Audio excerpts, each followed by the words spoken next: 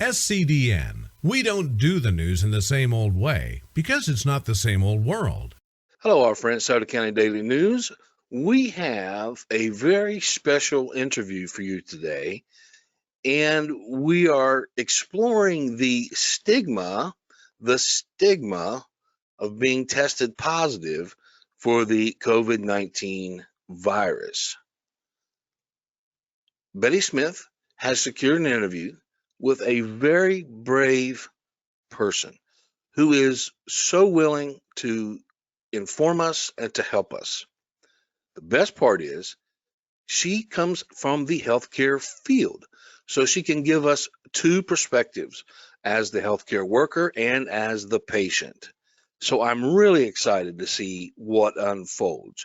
So at this time, we are going to go to Betty Smith on her location and have the interview with Angie. Hello, this is Betty Smith with Sauter County Daily News.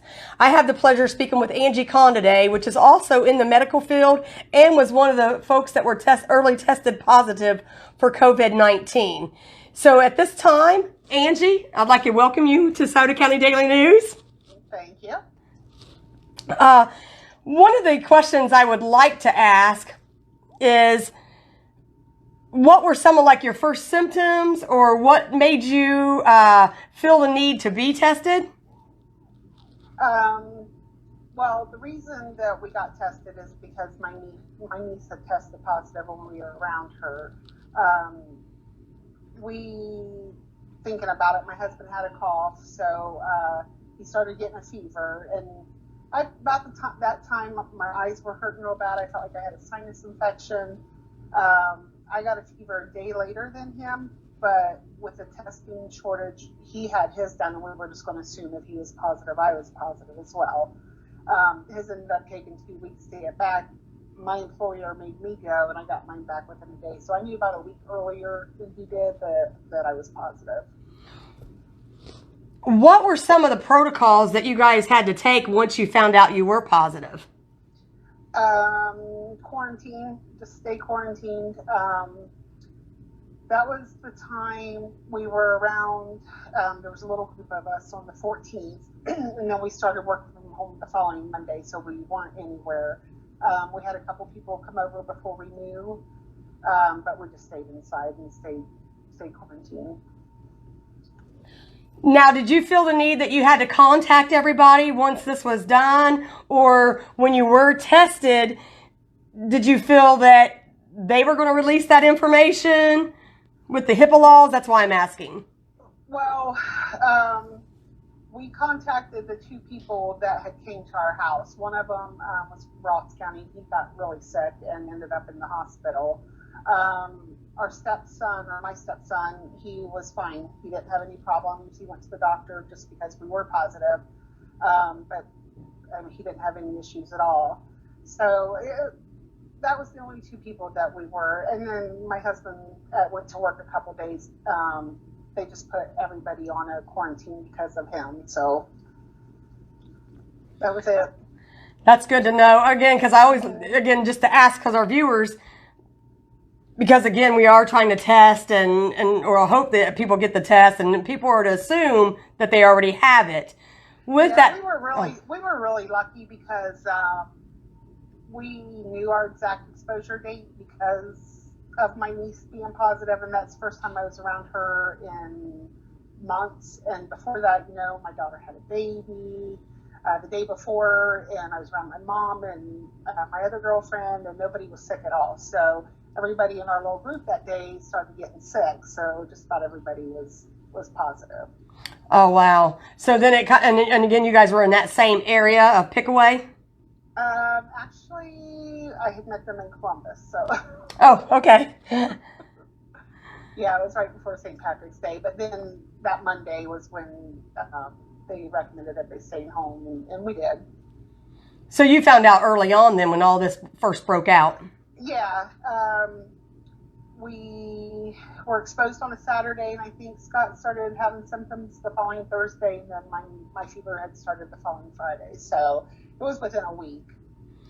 Now, another thing I want to ask is, And I'm going from a Facebook post. The reason why I'm asking this question, we know you on Facebook, and you had put out a post. You had been very upset as far as you felt like you had the plague or an STD.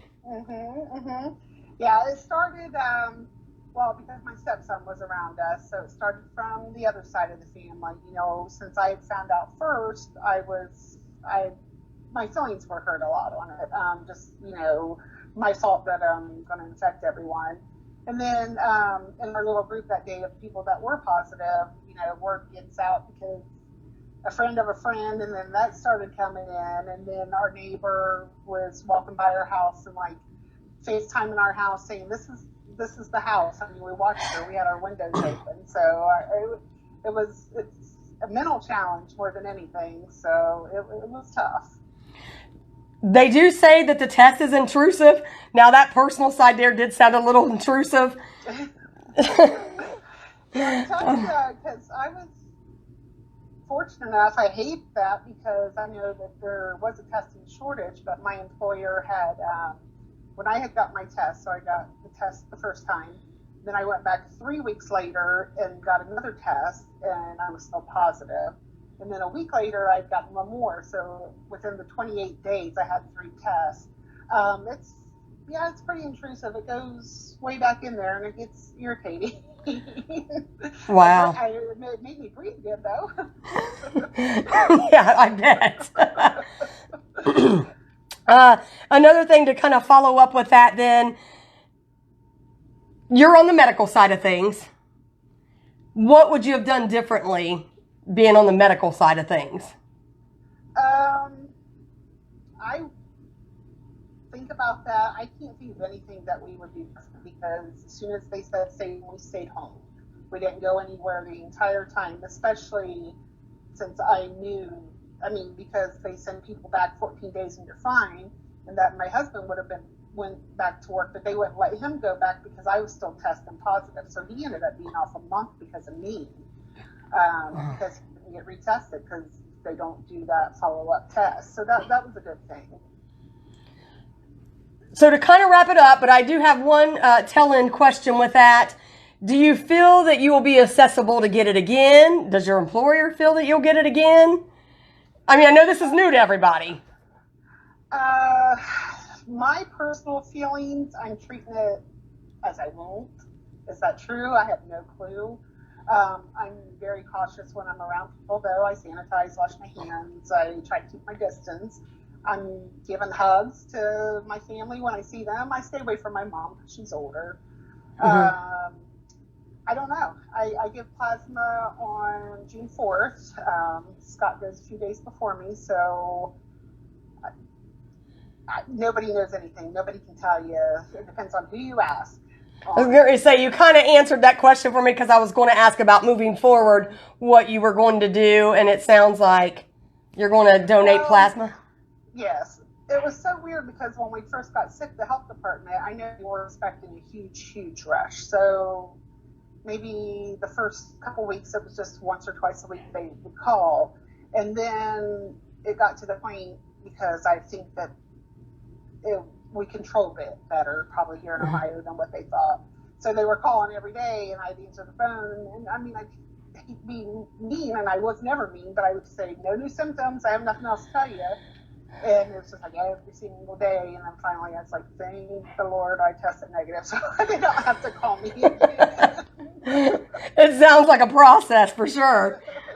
So yeah, but I hate when even before I got sick, like the first case, the second case, and then because we have online the Scioto Post, which is here in Pickaway County, mm-hmm. and people that would come forward or that were tested that the health department would send there, and the comments just, who are they? Where do they live?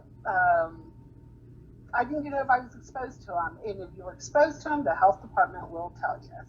I think reading that made me furious. Just listen to how people act. And that was before I was even sick, and it's a mental game for sure. And hopefully, we were lucky to have good friends that would go to the grocery store for us and bring us things, and it was tough, very tough. Amazon Fresh was really good because they would deliver things that day. So we tried.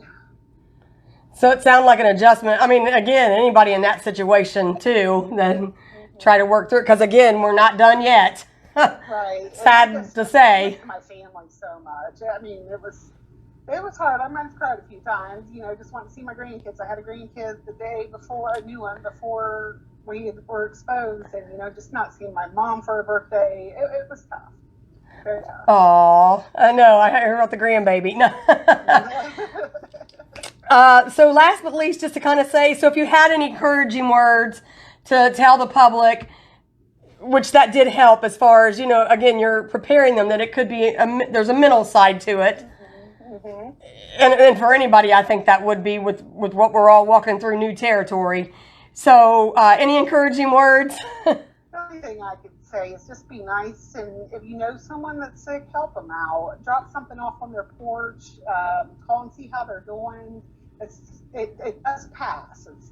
It's just a few weeks and they're back to normal. So just be nice. All right. Well, Angie, I do want to thank you for your time today. I also, again, I'm sorry, go ahead. I said, no problem. We want to thank Angie for her time today. Also, with Scioto County Daily News, we always like to stress progress inspires change. At this time, I would like to toss this to Mark Craycraft. If you have any final thoughts on this, would you please feel free to add? And thank you guys again for tuning in. And again, Angie, thank you as well. Thank you, Betty. Thank you, Angie. My goodness, I appreciate so much the information that we just learned.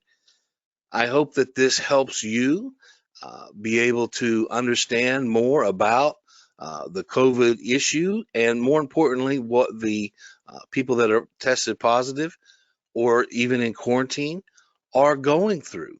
And we wanted to make this more human. We wanted to put a face to this pandemic, to this story, and really bring it home to you. So I really appreciate Betty and Angie helping us with that.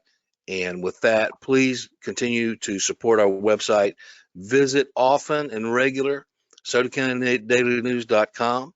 Progress inspires change, where we report without bias and tell the truth without compromise. We don't do news the same old way, my friends, because it is certainly not the same old world. Thank you. The newsmakers reach out to us. If you want it straight, if you want it accurate, if you want it now, Scioto County Daily News is the #1 source for news and information.